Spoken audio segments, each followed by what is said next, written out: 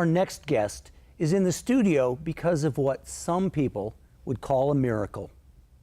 Graci Harkema was born an ocean away in rural Congo, and yet to hear her name or her flawless Midwest accent on the phone, you'd expect she was born right here in the heart of Dutch America. She's with us today to share her moving story of survival and self-discovery. Graci, I can't tell you what an honor it is to have you here to share your story. Oh, well, thanks so much for having me. I appreciate it. You bet. You were born in Bukavu in Congo, Yes. DRC, born premature, and you almost didn't make it. Tell us that story. Yes, that's true. So I was born in a mud hut, and my biological mother was dying as she gave birth to me. And she really wanted me to have care, and she knew of a nearby orphanage. So she brought me to the orphanage when I was a week old. At that point, I only weighed 3 pounds. I didn't have anything to eat or drink, didn't have any medical care. When I arrived to the orphanage workers assessed that I was very sick. I had 4 different diseases, and I was given 12 to 24 hours to live. So they didn't want me to get the other babies sick in the orphanage, and there was a room outside of the orphanage that a family lived in who was running the orphanage.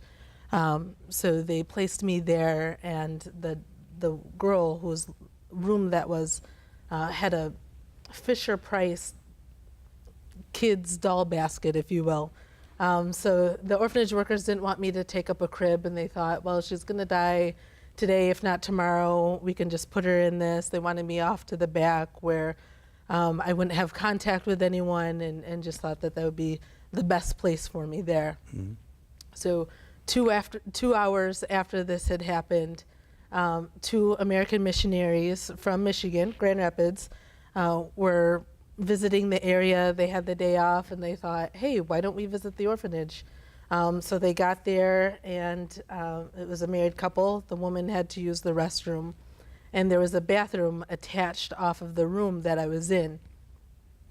So she walked through there, saw me in the doll basket, and thought, the young girl, Amy, whose bedroom it was in, she thought, oh, Amy must have a new doll. And went to the bathroom, came back out, and my head moved. And she was perplexed about this, of course, touched my head, and at that moment heard a voice say, Live baby. Right, this is your daughter.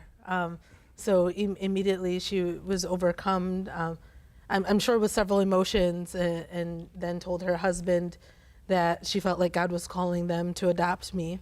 And he just had a peace about it, said, okay. They told the orphanage workers that they wanted to adopt me. And they were strongly discouraging of it and thought, no, she's sick. They told them how sick I was, and they had 12 to 24 hours to live. They said we had all these other healthy babies. Why don't you look over here? And their response was just that they believed that God's word was more powerful than their word, and that they believed in miracles. So they started praying for a miracle, and they were able to then bring me home to a nearby village that same day. The next day I was alive, and the day after that I was alive. And there was a German pediatrician that had come through the village who happened to have a soy-based protein that my body was able to digest. So that helped me with protein, being able to eat.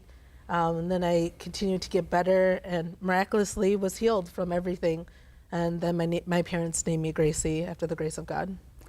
You know, your parents were doing mission work in the Congo at the time. Your dad was doing construction work because he's a handy guy back in Michigan, and did that for a number of years. And your mom was working in a prison ministry. Can you talk about that a little bit? Yeah, so one of the things that's interesting about the prison system in Bukavu is many of the prisoners there end up dying of starvation, because the only way that they can eat while they're in the prison is if they have friends or family that come and bring them food. So my mom helped establish a ministry of providing food for the prisoners, and she was able to have other local women help her in that, and that ministry is still continuing on today. That's amazing. That's amazing. So your folks were there a total of 5 years. They were. 4 years with you. So your first 4 years, you grew up speaking some English, some French, some Swahili. Yeah, mainly English. The rest of my family speaks the other languages quite well. But growing up, it was a tough transition for me, and I felt already so different, and so I didn't really acknowledge really much of my African background when I moved, and so I wasn't interested in speaking French or Swahili, and only wanted to speak English. Get in with the English folks. Yeah, yeah, understand. So you came when their time for the mission work was over. They came back to Michigan, to Yep. Grandville, Michigan, and you enrolled in school. Yes. But you were not like most of the other kids. Yes, yes. So the area was very non-diverse in a cultural sense and racial sense. So everyone certainly knew who I was. There I had a graduating class of 500, and of the 500 of us, I was the only woman that was African American. Mm-hmm. Mm-hmm.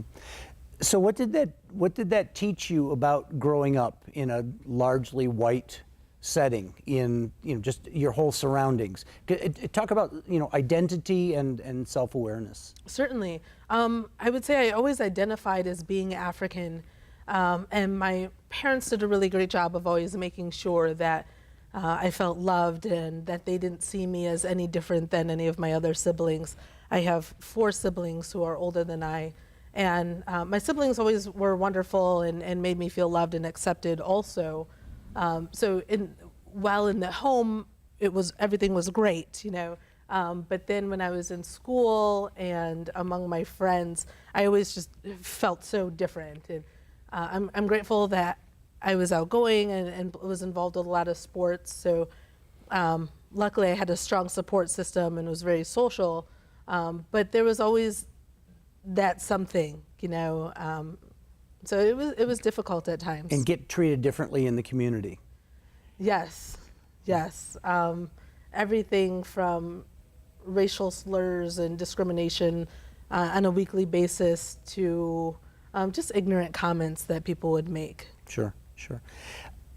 That, in some sense, you thought that might change when you went away to college. You went to Grand Valley. Yes, I was so excited about going to Grand Valley and the diversity that it would bring. I couldn't wait. And Lots of black students at Grand Valley, right? Right. So it was a rude awakening, though, when I got there. It was very diverse, but also very segregated. And so immediately I was drawn to getting to know the other African American students and having more friends that were African American, because I really didn't have many at that time growing up. There just weren't any in my neighborhood. And small pool. Exactly. But it was difficult. So I was really excited to get to know them and become friends, but I quickly realized I was facing a different kind of discrimination where even though we had the same skin color, our upbringings were different, our cultural backgrounds were different. So it was really tough. They oftentimes addressed me as being white in a black person's body. Well, and culturally, familially, you grew up in a largely white community, a white family. So that was your culture through no fault of your own. Right. But you're meeting and going to school with kids from Detroit, from Chicago. You don't talk the same. You don't act the same. You just have different background. Exactly. So then I thought, maybe I should gravitate towards the international students and try to meet more Africans, and I thought that would be a great avenue. But then again, they didn't see me as African. They saw me as being from Grand Rapids, and which essentially I am, having spent most of my life here. So that was different. It was tough to navigate, but I just thought, okay, well, maybe it wasn't what I was seeking in that regard, but I still just tried to make the best of my college experience and become friends with people who accepted me for who I am. Sure. Sure. You've since gone on to you've been out of college a number of years, and so you're out in the community working. You've had some leadership roles in the community. You were an officer for a while with Blend, which is a young professional of color organization. You know, talk about that experience. So that was incredible. I'm so grateful for Blend. It was the first time that I was involved with something that had a diversity focus and also an inclusion focus. Okay. And they really meant it and stood behind it. And it was that everyone was welcome, and it was all about equipping young professionals of color and helping them in the business sense, helping them develop professionally, helping them with social networks, and also providing an opportunity to give back to the community. So that was incredible. I was involved with Blend for a total of 5 years. I sat on the board for 3 years.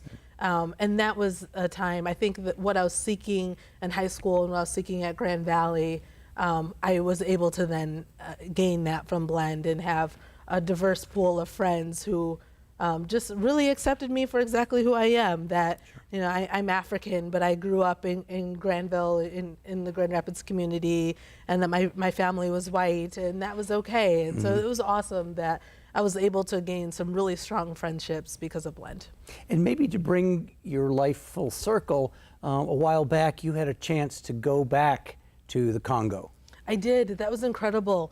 So growing up, because my biological mother was dying when she gave birth to me, when we had lost contact with her, and my family and I had thought that she had died. So my whole life, I didn't think she was alive. And about a year ago, I found out really through communications through a friend of the family that I found on Facebook, who happened to ask someone about my biological mother, and at that time then she had notified this person that she was asking about me at the same time that I was asking that person about her.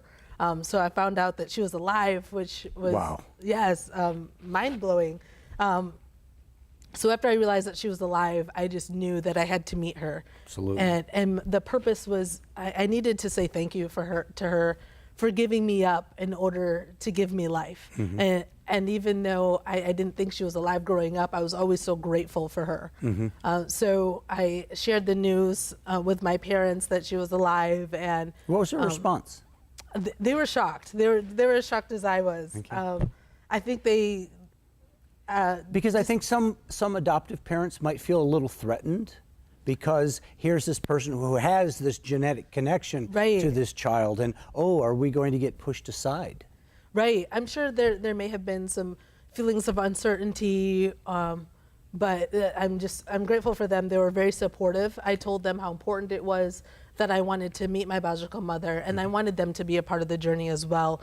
Because as grateful as I am to my biological mother, I'm equally as grateful for my parents that they had faith and took me in and believed in me and gave me a life. And have supported you for 2 decades. Incredible, right? 3 decades. And have provided. Well, you're working now. You're off the dole a little bit. We have to wrap up, but I'm just really touched by your story of your reunion with your biological mother. Could you finish with that? It was incredible. Yes. So the moment that we saw each other, we're in the Congo. She came to the bed and breakfast that we were staying at, and she threw her arms around me and in Swahili said, "My child, my child, my child, you're alive. My child, you're alive." And so the really neat part is my whole life I thought that she was dead because I was dying as well. She thought that I had died. So it was an incredible experience for us to both be reunited together. And it was an opportunity that I finally felt like everything made sense. And it was okay. Leading up to that point, it was okay that I didn't look like anyone, and that I didn't have the same upbringing or the same story, because I felt complete in that moment, and everything made sense, and I understood where I came from and was able to see my traits and my mannerisms in another in her. person. Yeah, it was awesome. And by extension, in the greater community, here are other people who look like me. I fit in here. Right, a whole country full of millions of people. So, concluding on that note, what has this now full circle experience taught you about belonging? I'm just I'm grateful. In terms of belonging, I understand. It's okay if you don't look like anyone else, and it's okay if you never have seen anyone else that looks just like you. But just knowing that, having that love and that support, that's what makes me feel that I belong. And it made me realize too how grateful I am for life and how truly life is a gift. Yeah, that's awesome. We're going to have to leave it there, but it's been such a joy having you here and sharing that story with us. Well, and with thank you our so much viewers. for having me. This is incredible. You bet. Thank you, Alan. Thank you. For our viewers back home, stay tuned. We'll be back in a moment with some tips on American culture, American English, and a little bit of humor.